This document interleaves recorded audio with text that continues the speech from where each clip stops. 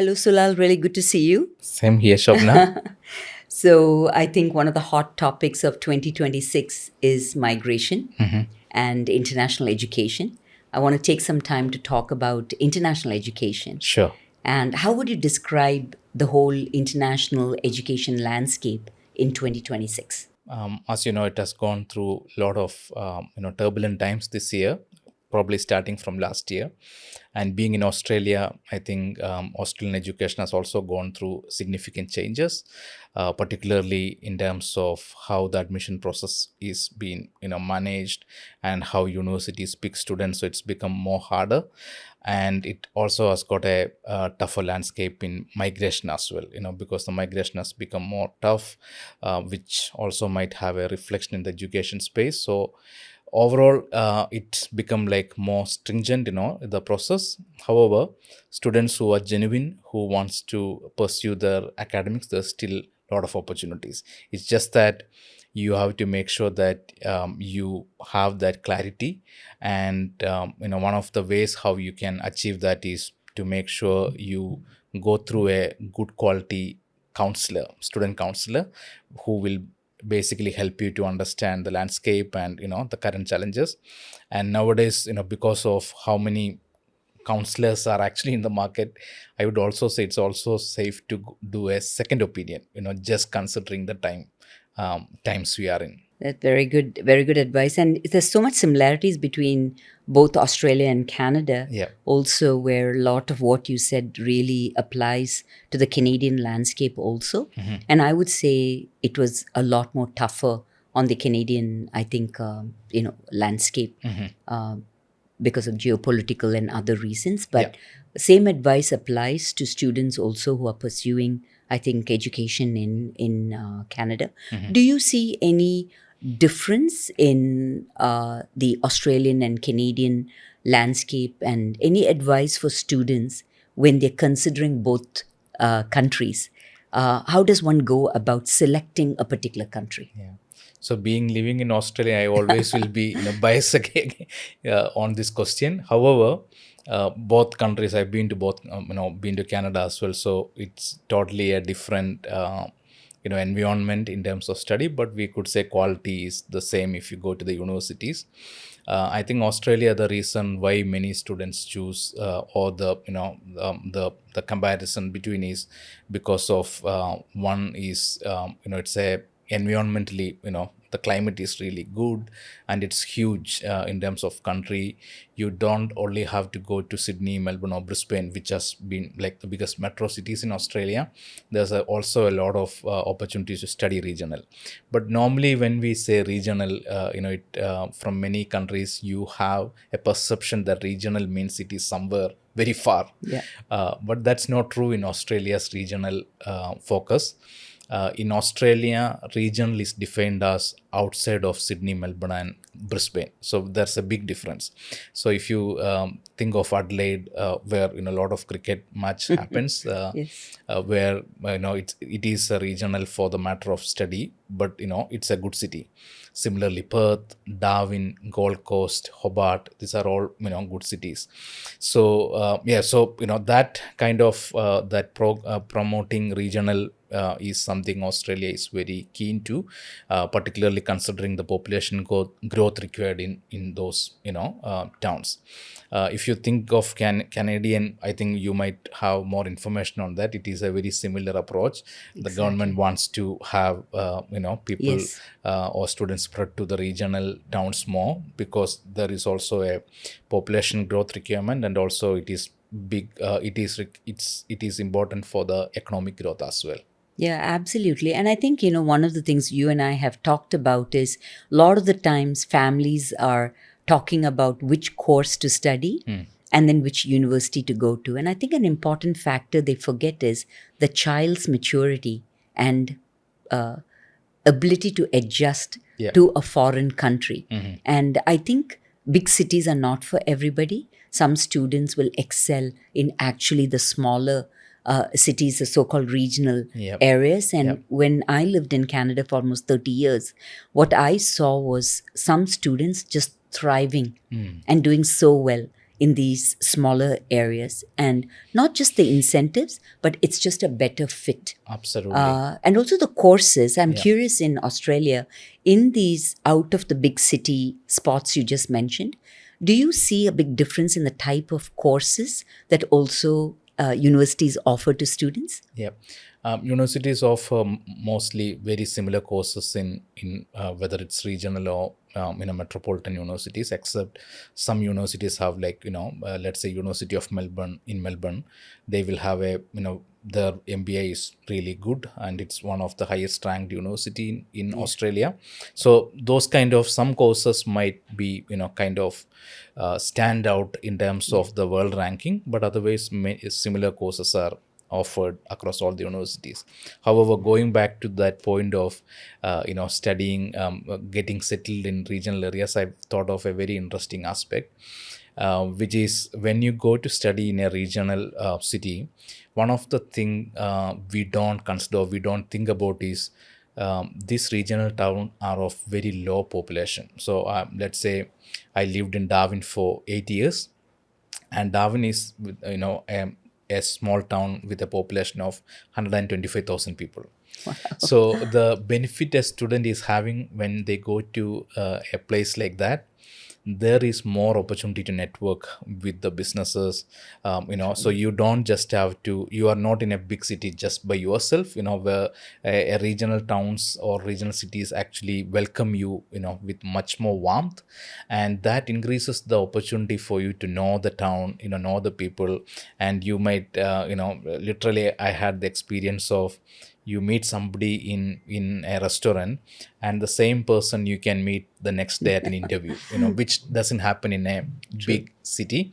So that is really, really a good thing for starting your career. So if you're really serious about your career, small towns are actually a fantastic place. All the only thing you have to check is when you choose a course to study in such places, whether that particular occupation or that particular industries, whether they have a presence in that state or in that town, just to make sure that you have got ample opportunities available after you complete your studies.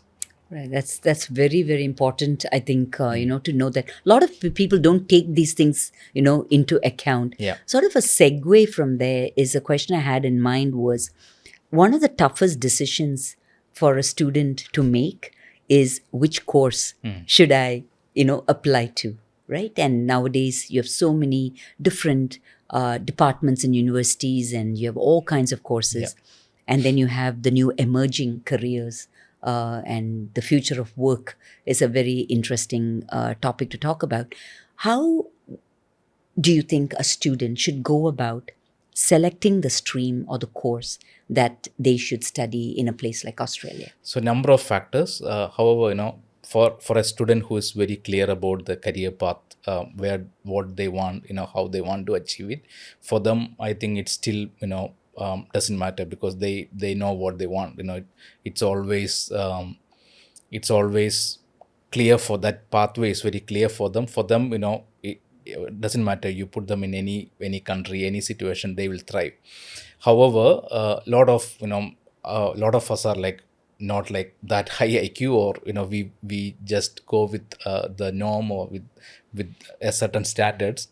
And in such scenarios, I think we have to consider a number of factors before we select a course. To give you an example, one is the industry. Which are the industries which are upcoming, or whether the industry we are, the courses we are selecting, the industries which those occupations are aligned with, are they in demand? And then there are also courses like, we all know about AA, and there are universities now introducing masters in AA, courses like that. So it's also significantly changing. So one is the industry sector and how the sector is growing. So we have an kind of a confidence that this is a growing industry, and taking a course. Second is, if the student has got an intention to stay for long term. For example, in Australia, you have to look at the not only the industry but the skilled occupation list, where this is on a high priority list in Australia.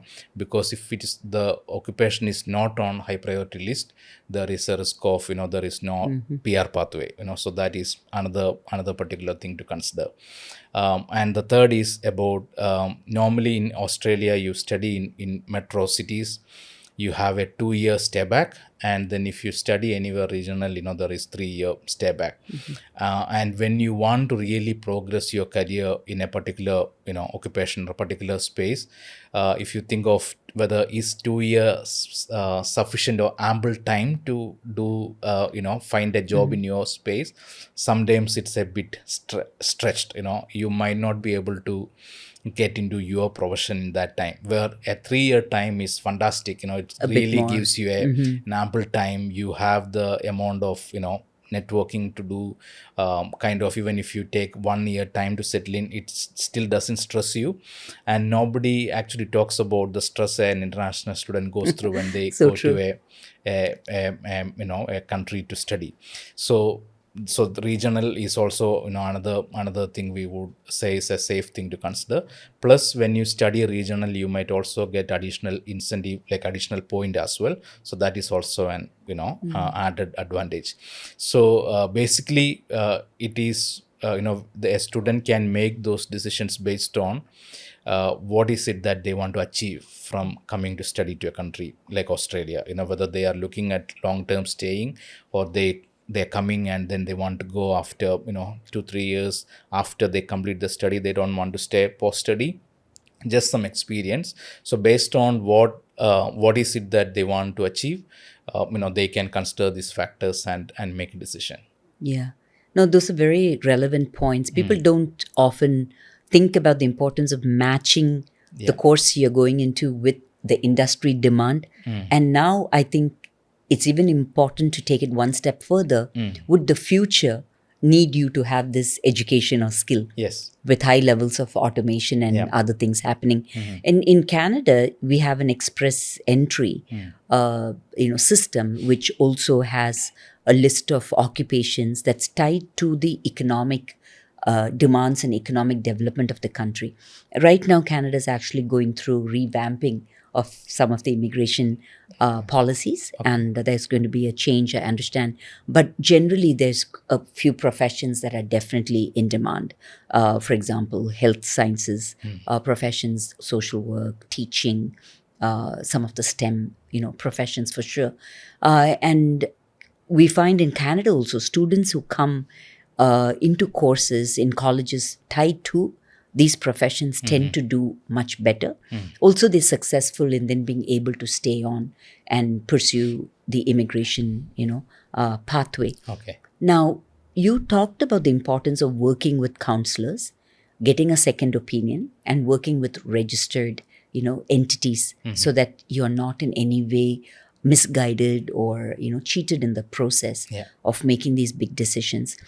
Apart from that, the other thing to consider, I think, is how much is it going to cost you, and how soon should you start planning to study overseas? Could you touch on that, Sulai? Yeah, that's really, both are really, really important.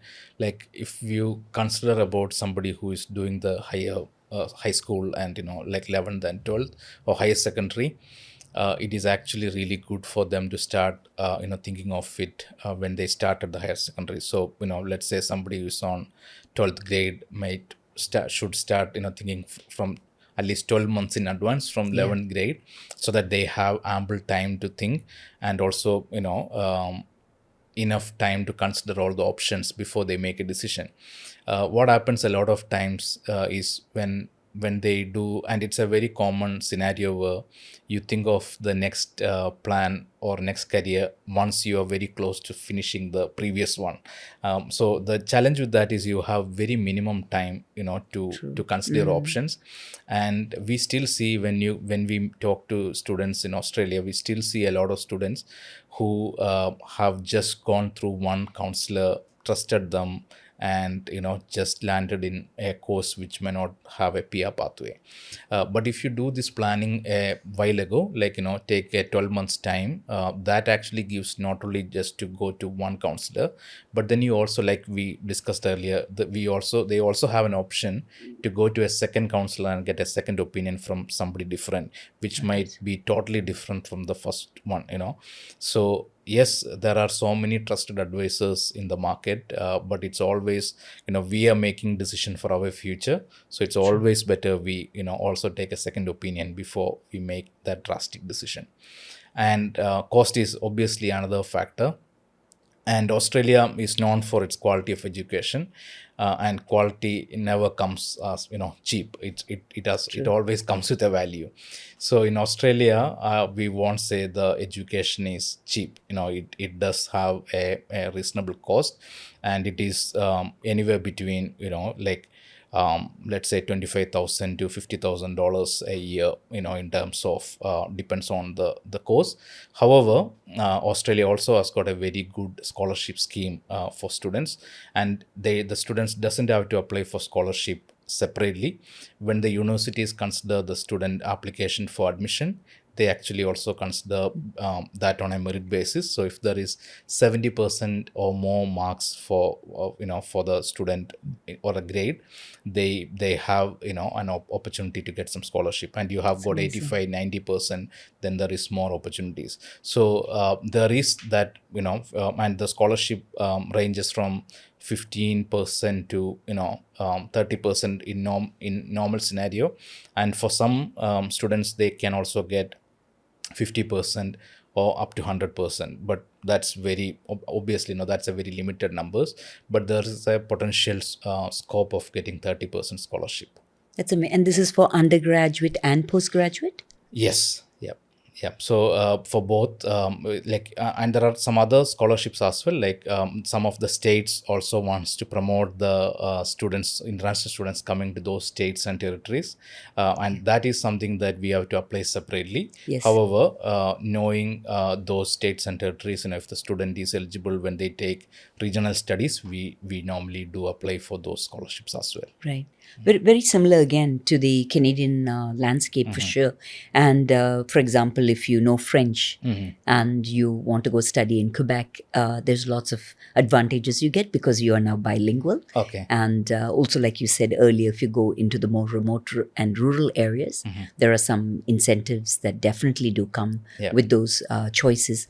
One of the things that I've learned being in the Canadian university system, where I've worked for a few years, is the Canadian ecosystem is made up of colleges, universities, and in the universities you have the research universities, and you have the regular universities, and then you have the technology institutes. So the ecosystem is very diverse, very similar, I would say, to Australia when I looked it up. And but what is also interesting is that you have a registry where you can look at these institutions, and it's called the designated institutions list. So if you're applying, you can make sure that the agency that you're working with or the student counselor that you're working with is recommending you to institutions that's actually on this list. So you can have a level of confidence. And with regards to money, again, because the ecosystem is quite diverse, you're looking at 15,000 Canadian to anything as high as 40 to 50 to 60, depending on the course that you're taking. But you have options. And so I think working with an organization like ACET, I think is a good idea, because then the student counselor can decipher this information and give it to you, in bits and pieces, and make it a little bit more manageable, I guess. That's true. Sulai, one of the questions I had for you is, a lot of people are concerned about safety of international students overseas. And families worry about it. Though safety can be an issue in your home country or in a foreign country, when they decide to send someone abroad, it becomes a concern. Generally speaking, how would you talk about safety in Australia for international students? Yeah, so normally it's a topic which media gives a lot of attention, for wrong reasons, or to kind of market it in a very different way. So living in Australia for last 10 years, I've never had any such big issues. Like always, we can say common sense prevail.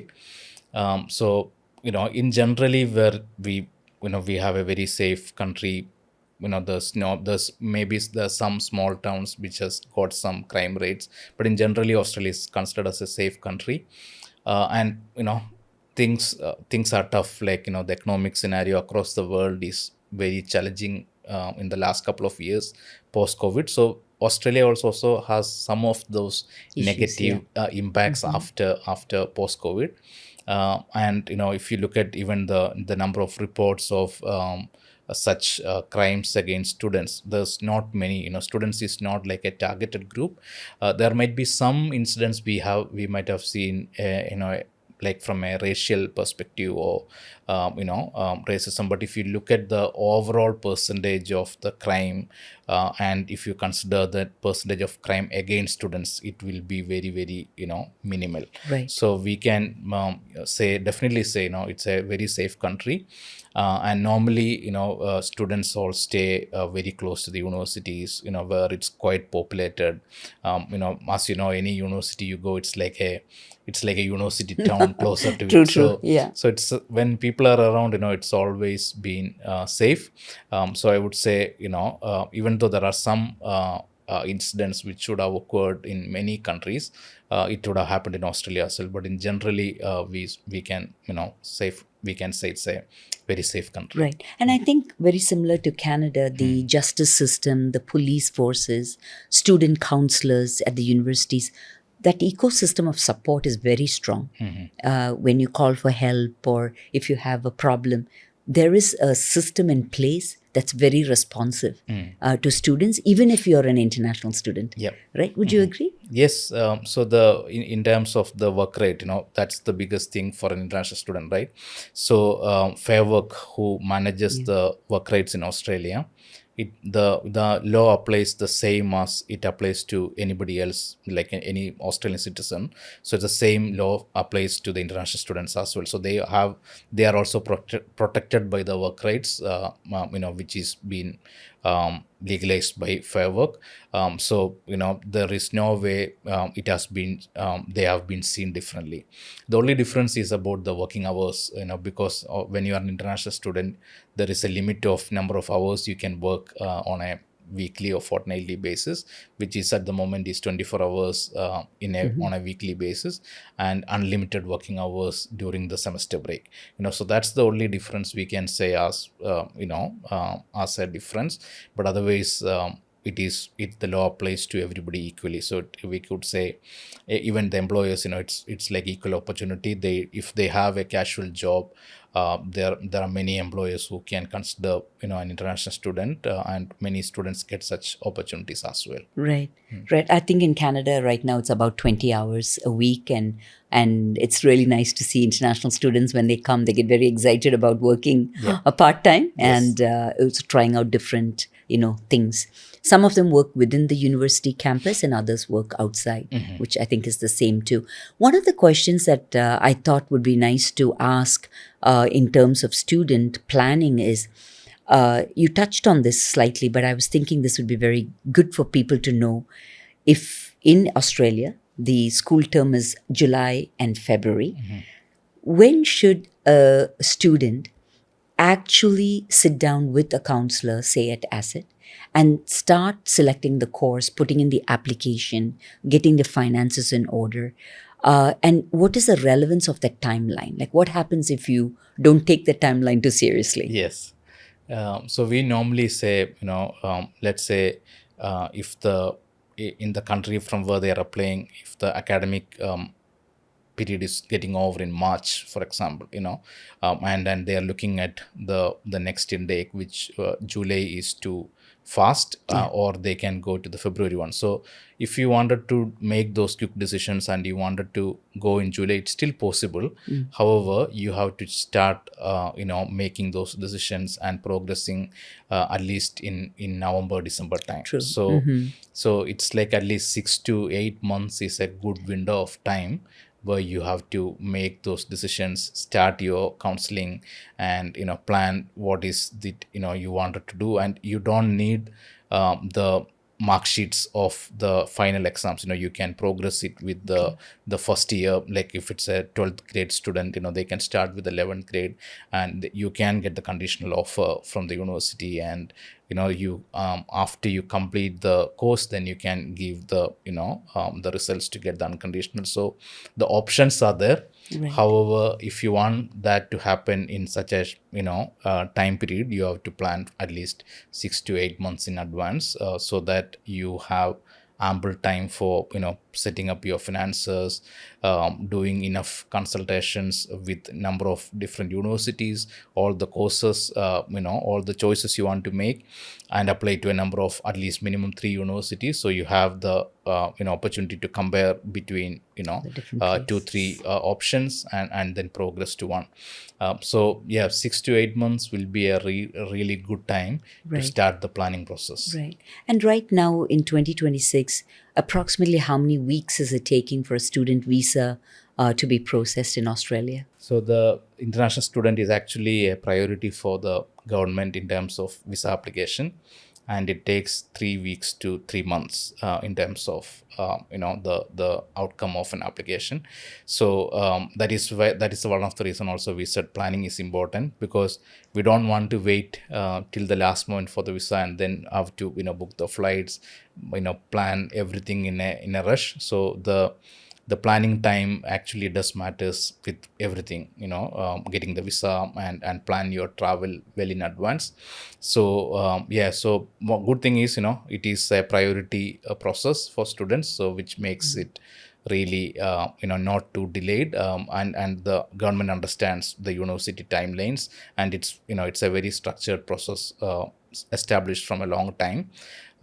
So but still planning Yeah. doing a good planning is still important. And the longer, the Yes, better, because yes. you have so many factors to take into account, right? Yeah. In terms of figuring out the arrangements that a young person needs to make when they come to a place like Australia, apart from accommodation, is there anything else a student or a family should keep in mind? Because there's also financial implications for it, right? Yeah. So like we've talked about regional cities, in the past in another episode. So one of the, like, there's pros and cons in selecting regional. One of the reason why students normally think of going to a bigger city is job opportunities are more. Yes. But that job opportunities for part-time might be more, but you have to think of your long-term perspective if you are thinking of staying long-term in the country. So again, so it's like both sides, right? Pros and cons. If you want to do just part-time job, that's your primary focus, that is something you would consider as to going to a city. Where if you think of your long-term perspective, you might take that risk of, okay, let's go to a regional town, but I'll find something of my own. So that's that could be one thing a student might consider. And then there are a few other things they can also consider other than the financials. One is about the climate, Yes. because even in Australia, the weather is not the same in every city. If you go to Melbourne, Melbourne is very famous for having 4 seasons on a same day. And where you go to Perth or Darwin, it's very hot and humid weather. So that can be sometimes a decision maker for many, because climate is important. The other thing could be lifestyle. So when you go to bigger cities, it's got a fast life. You don't need basically a car. Public transportation is so good, so they can easily manage. But when you go to a smaller town, public transportation may not be that active, or it will be there, but it's not as convenient or flexible as the bigger cities. So this could be some of the things the students can consider, other than the long term prospects of PR and other things. Yeah. No, absolutely. So one of the things that, I think a lot of students and families might be interested in knowing is when they reach out to ACET, wanting to work with ACET to go and study in Australia or in Canada, can you just walk me through the main steps that they can anticipate? How does the process flow from the point of exploring to getting the visa and getting on a plane? Like, what does that journey look like? So whether it is for Australia or Canada, the process starts with counseling. Many students, like we think of, like there are some students who comes with clear idea of what they want to study. So they are very clear. They don't need. We only have to do the process for them. But the 70 to 80% students come on the other side where they wanted to go, but they are looking for advice. They wanted to know the prospects of the course, how does that work if they do it, what are the future prospects and so on. So in such scenarios, do the like have a proper counseling, and if they are not satisfied with that, they can also ask for another counselor, or ask for a senior person, just to make sure that they get the advice, what they are looking for, and then basically come to a conclusion on which course, which university, which location. So if you do these three things, that will bring the kind of a conclusion on where you want to apply for your admission. And once you decide on that, and normally what we do is we actually tell the students to go to websites like Study in Australia, where you don't have to look at any biased information. You can get information which is published by the government, so you can look at the facts and figures, and you can also look at like this, the location where the university is located. What's the lifestyle, what's the weather, what's what kind of a situation or opportunity you can see there. And then once you make the decision of which location, which university, and which course, then the next step is to initiate the admission process. And in the admission process, you basically have once you provide all the academic details, then you basically get a conditional offer. That's where we start the next process. So once you have the conditional offer, then you have a number of conditions to meet. It could be financial, it could be language, if the whatever is the minimum English language requirement. And then basically once you met those conditions, and sometimes if the student haven't passed the course, they also might have to provide the academic the completion certificate and credentials as well. And then you move from conditional to unconditional, and in that scenario where you actually pay the fees. Yes. And then you apply for the visa, and that's like the last stage. And then the final stage is, once you get the visa granted, plan your journey and come to Australia or come to Canada. I think Canada also has a very similar process. Just that the terminology is a bit different, like study permit and so on, but the process is very similar, I believe. Absolutely. So, I think it's really good for people to know this is what they can anticipate, but also if they do it in a planned way, the stress is so much lower. Yes. And I like the fact that you said that as early as grade 11 and 12, people may want to start thinking about it, because it is an expensive affair to study overseas or to go live overseas. So the earlier you start, you can also explore things deeper, but start financially planning for whatever it is that is waiting for you around the corner. Yeah. I think one point to add about having this come to study for bachelor's or graduation is mainly because in the Western countries, you don't need a master's to get into a job. Many jobs are actually for graduates, or it's normally called like graduate entry. And the advantage of doing that is, so once you complete the studies, you might be able to apply for those graduate entry positions. And it's very common, and even in some states in Australia, the government even wants to promote the international students, so they have a certain percentage of graduate entry positions for international students. So it's not only limited to local students. And private sector is also the same. Even if you look at the big four accounting firms, KPMG or Deloitte, EY, they all have these graduate entry programs where they, someone who completes the graduation, they will be able to apply, and they can get into a highly professional job straight away. So that's an advantage when you consider masters, bachelor's over masters. And the second advantage is, in a very young age, you will be able to settle. And we have told many students who have come for bachelor's, is they don't have to then study masters at their own expense as an international student. In few years, they might have the PR, they might be a Exactly. citizen. And then there are two scenarios. The scenario number one is, yes, you want to do a master's and you can get a government loan, it's called HEX loan, and they can do the master's at a local student rate. Or secondly, if you are studying in a really good if you are working in a very good organization, they also have opportunities for higher education, to promote continuous professional development. So they might also get an opportunity for the organization to sponsor them with the study cost. So literally, you would spend very limited money compared to, for your masters, compared to otherwise how you would have spent. Yeah. No, thank you. We've covered a lot of ground over here. And I think it would give anyone an idea of what international education, that journey looks like, and a lot of things that need to be taken into account. But I think one of the key messages is it's very important to work with experts in the field and to get a second opinion if it's needed. Make sure it's a registered, licensed agency like ACET, where people are trained and they're very serious about helping students to study abroad. For any young person who's thinking about going and studying overseas and wondering, is it going to be worth it? What's your final words on that? So even though I migrated directly, I also did a 2-year postgraduate diploma after being in Australia, and it was really, really a fantastic experience. The biggest difference was the quality of education. The assignments you have to do were never been compromised, and it has been very tough. You have to literally.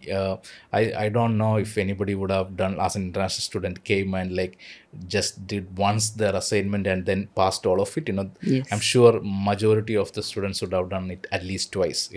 So that's kind of the demand, the quality, the institutions expect, and it actually help you to what do you say, improve your quality. Yes. So my my thinking is, if there's a student with high aspirations, really they want to see they want to become a global professional, they want to really pursue pursue the dreams with no limits, then international education is a fantastic thing to act on, and you will never regret. And Yes. even if the worst case scenario, if you are not able to get into into a job in that particular country, you might end up looking Elsewhere. at so many other countries and pursue your dreams, still pursue your dreams.